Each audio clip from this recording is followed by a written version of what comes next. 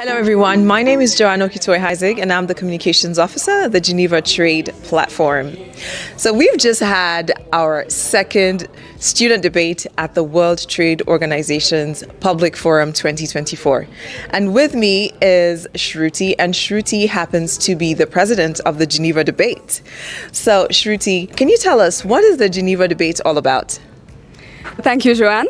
Hi, everyone. The Geneva Debate is an initiative out of the Geneva Graduate Institute, and it is a very open, fiery space for students across all disciplines to have a common space and to talk about or debate about issues that actually matter to us. And every year we have these hot and spicy takes on the big things that the headlines are talking about, but it may not always be critical and we may not always look at it through a multi-lens. Geneva Debate is a space where students can do exactly that. We debate. We don't only talk about things, we critically analyze. Sometimes it gets heated, sometimes it does not. But it's a space to talk about things in an intelligent manner where we bring policy and philosophy on the same plate. So that's what we're all about. And Shruti, I mean, when we were planning this, one of the things we were very keen on is to make sure that we speak to the team captains.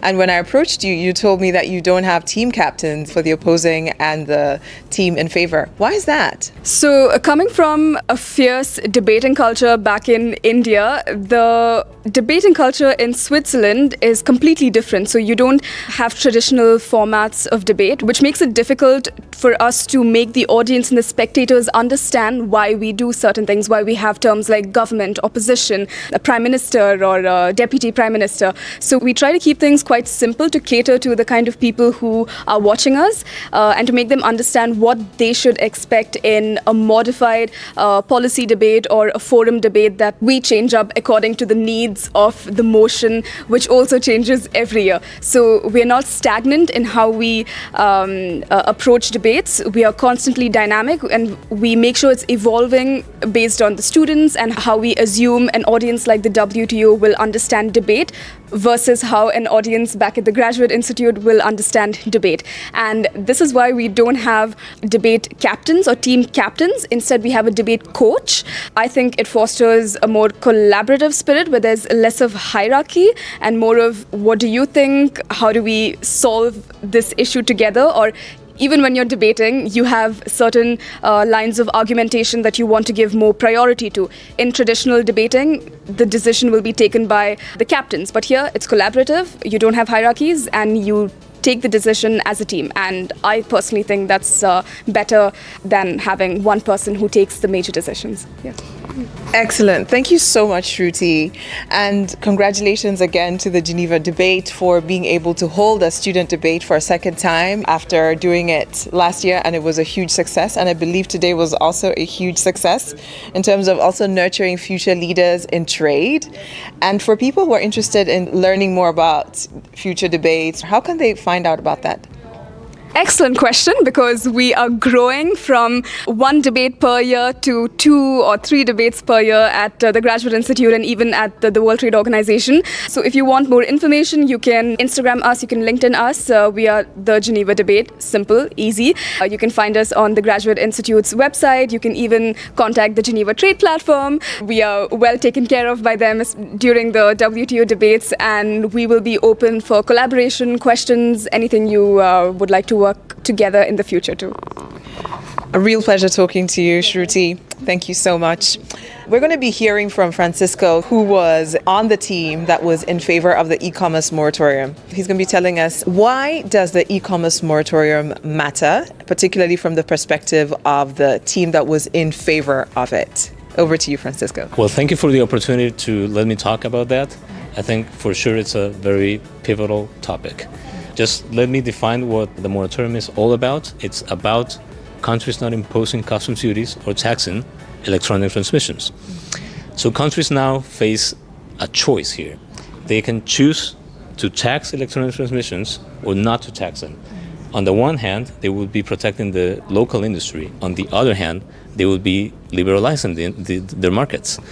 This is important because, as we know, electronic transmissions are everywhere. They can be in the form of, for example, a Zoom call, this very recording that we're watching right now, or anything like WhatsApp. It's pervasive. So for sure, it's a matter of the utmost importance.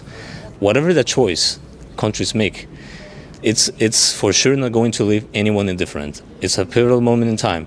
And from my point of view, a once-in-a-generation challenge. So thank you. Thank you so much, Francisco. And in terms of following up on the work that the World Trade Institute, which you're part of at the University of Bern, is doing when it comes to the e-commerce moratorium, how can people keep tabs on that? You can follow the WTI, World Trade Institute, from the University of Bern on LinkedIn. You can visit the website. Of course, there's a lot of material. There's blogs, links to articles, videos. So I encourage you to visit the website and delve on those resources.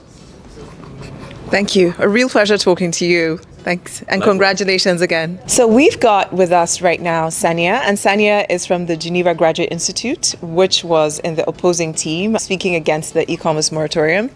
Sania, can you tell us, why should people care about the e-commerce moratorium? Well, I think the e-commerce moratorium is a very important topic of discussion, and it should not just be seen as a way of going forward and renewing the moratorium, but you should also consider the other side, which is of course a difficult side to defend, but nonetheless it must be considered. It must be considered because there's always a cost that has to be paid, and unfortunately the reality is that many countries, such as those in Africa, don't even have electricity at the moment.